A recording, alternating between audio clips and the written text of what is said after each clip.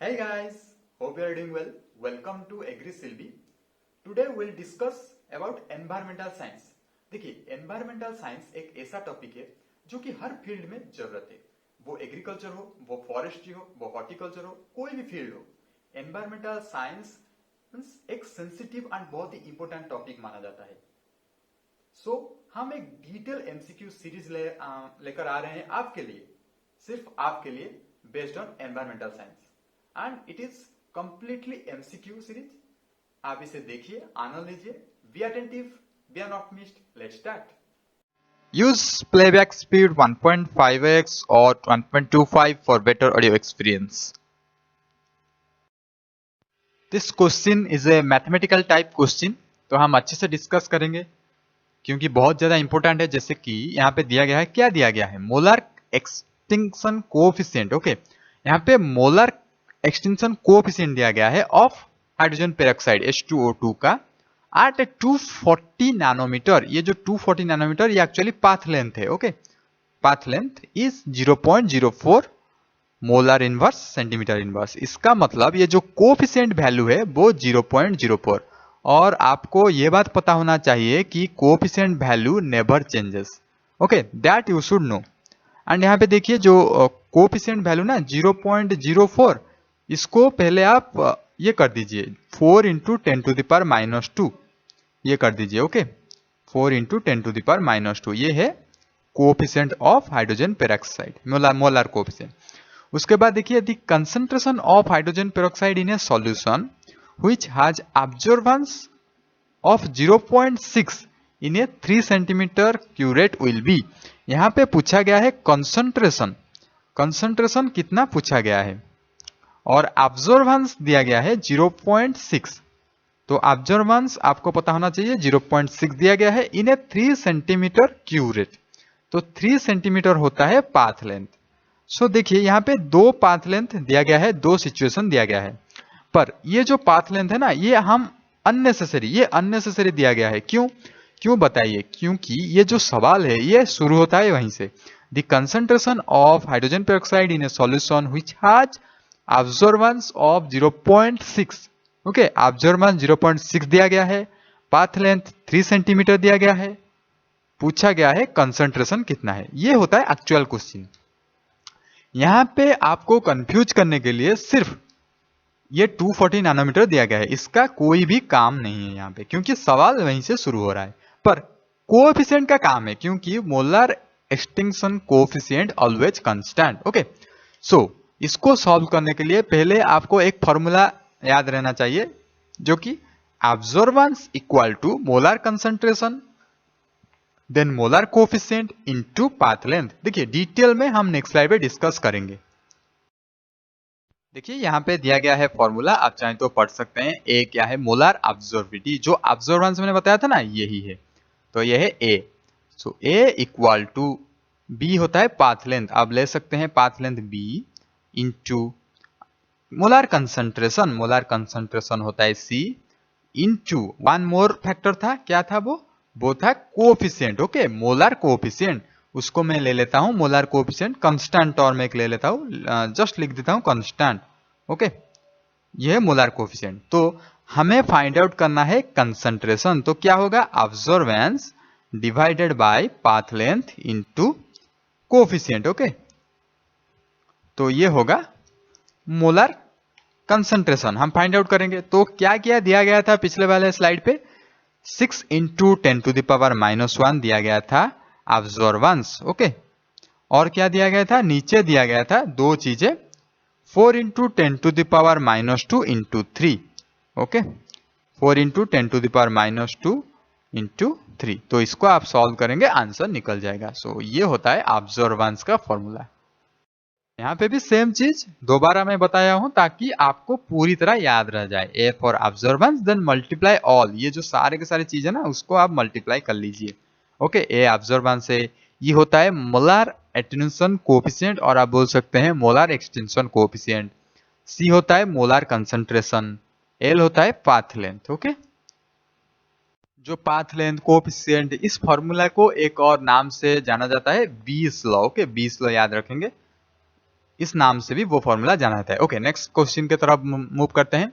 A reference solution is to be prepared with 5 ppm para-benzopyrin। Okay, देखिए 5 ppm, पहले तो जान लेते हैं 1 ppm क्या होता है। देखिए 1 ppm होता है 1 मिलीग्राम, 1 मिलीग्राम पर 1 लीटर सॉल्यूशन। ओके, अगर 1 मिलीग्राम होता है 1 लीटर सॉल्यूशन में, उसे हम बोलते हैं 1 ppm का सॉल्यूशन। ओके, पाराबेंजोपायरिन का मॉलिक्यूलर वेट है 252। देखिए ये मॉलिक्यूलर वेट से एक चीज मेरे को ख्याल में आया, आपको मैं बता देना चाहता हूं। जो मॉलिक्यूलर रेट 1 मोल ऑफ कुछ भी आप ले लीजिए, उसका एक्चुअली वेट जितना है उतना ग्राम है। मतलब 1 मोल ऑफ, अगर आप लेंगे sodium, 1 mole of sodium, sodium मतलब यह सोडियम का एटॉमिक मास कितना है? सोडियम का एटॉमिक मास है 23.5, राइट? तो 1 मोल ऑफ सोडियम होता है 23.5 ग्राम। ये कॉमन सा चीज है, ये सब बेसिक चीजें है। पर यहाँ पे 1 ppm होता है 1 मिलीग्राम पर 1 लीटर। तो आप बताएंगे 1 ppm मतलब तो 10⁻⁻6 है ना? ओके, पार्ट्स पर मिलियन। तो ये कैसे मिलीग्राम और लीटर कैसे हो गया? देखिए मिलीग्राम से ऑलरेडी 10⁻³ अवेलेबल है, और लीटर को अगर मीटर में कन्वर्ट करेंगे ये ऑल्सो 10⁻³ होगा, और ये डिनोमिनेटर में है तो ऊपर चला जाएगा 10⁻³ हो जाएगा, तो टोटल 10⁻6 हो जाएगा 1 ppm। ओके, तो ये कुछ बेसिक चीजें। अब देखते हैं सवाल। The quantity of parabenzopyrene required for preparing 1 litre 5 ppm solution. मैंने बताया था 1 मिलीग्राम अगर 1 लीटर सॉल्यूशन में हम डालते हैं तो वो होता है 1 ppm। देन 5 मिलीग्राम अगर 1 लीटर सॉल्यूशन में डालेंगे तो वो होगा 5 ppm। बहुत ही सिंपल सा चीज है। पर अगर कोई पूछता 20 ppm बनाना है और कुछ ऐसे अगर पूछना है तो फिर आप क्या करेंगे? ये तो आसान सा था, तो आप क्या करेंगे वो हम बताएंगे नेक्स्ट स्लाइड पे कैसे डिटरमाइन करेंगे। देखिए आगे जाने से पहले मैं आपको ppm और जो ग्राम, लीटर, एवरीथिंग यूनिट के बारे में थोड़ा सा जानकारी मैं दे देना चाहता हूं, क्योंकि आगे जाकर ये आपको बहुत ज्यादा हेल्प करेगा। जैसे कि अगर हम बोलते हैं 1 ppm सॉल्यूशन, तो 1 ppm तो सभी को पता है पार्ट्स पर मिलियन, मतलब 10⁻⁻6 मल्टीप्लाई होगा ही होगा, तो ये तो सभी को पता है। और एक डेफिनेशन 1 ppm का ये है 1 मिलीग्राम। ओके, नोट कीजिए 1 मिलीग्राम पर 1 लीटर सॉल्यूशन। तो ये एक्चुअली कैसे हुआ? देखिए 1 मिलीग्राम होता है 10⁻³ ग्राम, और ये जो 1 लीटर होता है ना, ये होता है 10⁻³ मिलीलीटर। जब ये 10⁻³ मिलीलीटर ये डिनोमिनेटर पे है, ओके, यहाँ पे है, तो ये जब न्यूमरेटर पे चले जाएगा ना तो 10⁻⁻6 हो जाएगा। तो इसी तरह ये 10⁻⁻6 वाला फैक्टर आया है ppm में। एक और जरूरी चीज देखिए, ये जो हमारे केजी है, ग्राम है, ये वेट का यूनिट है, और ये जो लीटर है, ये मिलीलीटर है, ये सारे वॉल्यूम का यूनिट है। मैं चाहता हूं कि आप थोड़ा सा इन दोनों में रिलेट कर सकें। देखिए अगर आप आइडियल सॉल्यूशन लेंगे, क्या है हमारा आइडियल सॉल्यूशन? आइडियल सॉल्यूशन है वाटर।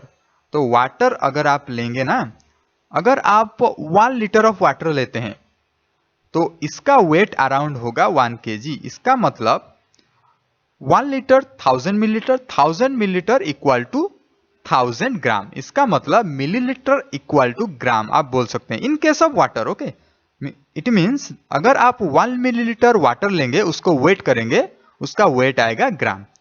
अगर आप ऑयल लेंगे ना तो क्या होगा? अगर आप 1000 मिलीलीटर ऑयल लेंगे तो उसका डेंसिटी वैरी करेगा, ये तो वाटर नहीं है ना, तो फिर क्या होगा?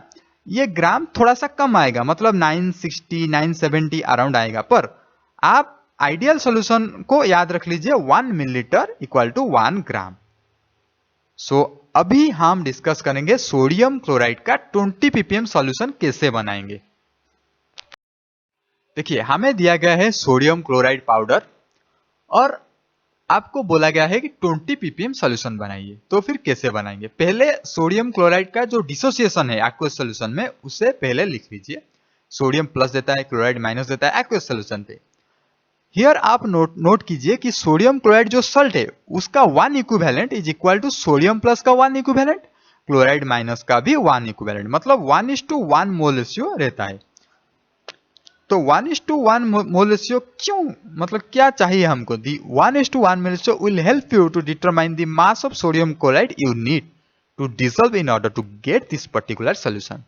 तो फिर पीपीएम का फॉर्मूला ये तो मैं बता चुका हूं, 10⁻⁻6 एक मल्टीप्लिकेशन रहेगा। ओके, तो solute, mass of solute, okay, divided by mass of water into 10⁻⁻6 रहेगा। मैं तो बता चुका हूं, यहां पे 10⁻⁻6 इधर रहेगा तो इधर 10⁻6 रहेगा। तो देख सकते हैं यहां पे m सॉल्यूट पूछा गया, इसका मतलब जो पीपीएम सॉल्यूशन बनाना है, कितना बनाना है? 20 पीपीएम बनाना है। मास ऑफ वाटर कितना मैंने बताया था? मास ऑफ वाटर मतलब 1 लीटर का वाटर कितना होगा? 1000 मिलीलीटर, और आप बोल सकते हैं 1000 ग्राम, क्योंकि ये आइडियल सॉल्यूशन है। देन 10⁻6 मल्टीप्लाई करेंगे तो it is around comes around 0.02 gram. Okay, so इतना सॉल्यूट हमें चाहिए। ओके, ये जो सॉल्यूट, ये कौन है सॉल्यूट? ये सोडियम है। मैंने बताया था पहले, सोडियम जो मोलर कंसंट्रेशन हमने देखा ना 1:1, तो सोडियम होगा। तो 0.02 ग्राम ऑफ सोडियम काटायंस हमें चाहिए। तो यहीं से एक चीज निकल रहा है, मैंने आपको बताया था 1 मोल ऑफ सोडियम कितना ग्राम होगा? 1 मोल ऑफ सोडियम होगा 23 gram. Okay, so 1 mole of sodium अगर 23 ग्राम हो रहा है, 0.02 ग्राम कितना मोल होगा? 0.02 होगा, इतना मोल होगा सोडियम का टाइम, 0.000870 मोल्स ऑफ सोडियम। तो इतना मोल सोडियम अगर एक्वस सॉल्यूशन में मिल रहा है, तो इतना moles of sodium chloride also aqueous solution में मिलेगा। तो इतना मोल्स ऑफ सोडियम क्लोराइड का वेट कितना होगा? यहां पे हम कैलकुलेट किए हैं, इतना मोल्स ऑफ सोडियम का सोडियम क्लोराइड अराउंड 0.05 ग्राम होगा। यह होता है molecular weight of sodium chloride 58.44। तो अगर आप 0.05 ग्राम ऑफ सोडियम क्लोराइड को 1 लीटर सॉल्यूशन में मिलाएंगे तो आपको 20 ppm का सॉल्यूशन मिलेगा। Which one of the following is a peroxyl radical? देखिए, बहुत सारे ऐसे रेडिकल एटमॉस्फेयर में घूम रहे हैं जो कि पॉल्यूटेंट्स की तरह एक्ट करते हैं, और ये जरूरी भी है। तो फिर यहीं से आप चूज कीजिए कौन सा वाला पेरोक्सिल रेडिकल के अंडर में आएगा। You try to answer, the answer is in next slide. Peroxyl and alkoxyl radical के बारे में थोड़ा जानते हैं। पहले आंसर देख लेते हैं। आंसर डी होगा ऑप्शन ROO-, ये होता है पेरोक्सिल का रेडिकल। तो पेरोक्सिल रेडिकल ये है, are formed by the direct reaction of oxygen with alkyl radical. जब ऑक्सीजन विथ अल्काइल रेडिकल्स के बीच रिएक्शन होता है तो पेरोक्सिल रेडिकल का उत्पत्ति होता है। Decomposition of alkyl peroxides also result in peroxyl and alkali radicals. Okay, irradiation of UV light or the presence of transition metal ions can cause hemolysis of peroxide to produce peroxyl. Okay, transition of metal ions में भी peroxyl एक by product की तरह निकलता है। लेकिन abstract यहाँ पे आप पढ़ सकते हैं, इतना कुछ जरूरी बात नहीं है, पर लिपिड पेरोक्सीडेशन होता है, ये मैं बता देता हूँ। ये बॉडी में होता है। Okay, hydrogen from other molecules with lower standard reduction potential. This reaction is frequently observed in the propagation stage of lipid peroxidation. Lipid peroxidation process से पेरोक्सी रेडिकल निकलता है। तो लिपिड पेरोक्सीडेशन जो बॉडी में होता है वो होता क्या है, देखेंगे क्या होता है वो। सो लिपिड पेरोक्सीडेशन होता क्या है, देखिए, पॉली अनसैचुरेटेड फैटी एसिड जो सेल मेम्ब्रेन में प्रेजेंट है वो डिस्ट्रॉयड होते हैं पेरोक्सीडेशन प्रोसेस से। 3 फेजेस में होता है, initiation phase, prolongation phase and termination phase. Detail में हमें जाने की जरूरत नहीं है, सिर्फ आप चाहें तो पढ़ सकते हैं, ये नॉलेजेबल थिंग है। 3 फेजेस इज एनफ।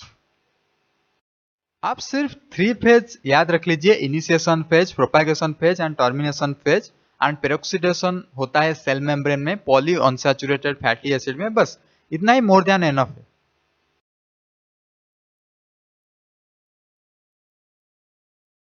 यहां पे दिया गया है depending upon the amount of net primary productivity. देखिए, नेट प्राइमरी प्रोडक्टिविटी, आप सिर्फ इसको इतना जोर मत डालिए, सिर्फ आप याद रखिए प्रोडक्टिविटी कितना है। टोटल प्रोडक्टिविटी से अगर जो रेस्पिरेशन लॉस को माइनस करेंगे ना, जो निकलेगा वो होता है net primary productivity. The various ecosystem में कौन सा वाले इकोसिस्टम में ज्यादा नेट प्राइमरी प्रोडक्टिविटी है, कौन सा वाले इकोसिस्टम में लेस नेट प्राइमरी प्रोडक्टिविटी है उसको हमको डिक्रीजिंग ऑर्डर में अरेंज करना है। ये बहुत ही ज्यादा आसान सा सवाल है। देखिए ट्रॉपिकल रेन फॉरेस्ट में हाई टेम्परेचर, हाई रेनफॉल, सो क्या होगा ना, तो टोटल प्राइमरी प्रोडक्टिविटी इतना ज्यादा है, नेट प्राइमरी प्रोडक्टिविटी भी तो ज्यादा होगा, क्योंकि total minus respiration loss is equal to net primary productivity. अगर टोटल प्राइमरी प्रोडक्टिविटी ज्यादा है तो इसका मतलब नेट प्राइमरी प्रोडक्टिविटी भी ज्यादा होगा, क्योंकि रेस्पिरेशन लॉस उतना ज्यादा नहीं होता। तो अगर आप देखेंगे ट्रॉपिकल रेन फॉरेस्ट में सबसे ज्यादा, उसके बाद ट्रॉपिकल सीजनल फॉरेस्ट, उसके बाद woodland and shrubland, then finally grassland, क्योंकि ग्रासलैंड का प्रोडक्टिविटी बहुत ही कम है। मैं जो टोटल प्राइमरी प्रोडक्टिविटी बोल रहा था ना, वो इकोसिस्टम लैंग्वेज में ग्रॉस प्राइमरी प्रोडक्टिविटी बोलते हैं। ओके, तो gross primary productivity minus respiration loss होता है नेट प्राइमरी प्रोडक्टिविटी। तो gross primary productivity, net primary productivity are not same, ये तो क्लियर हो गया। The plants produce biomass over time and then lose some is due to respiration, ये होता है कॉमन सा चीज। So this is our end of the video. If you like this video, please like and subscribe this channel so that you will get more videos in time.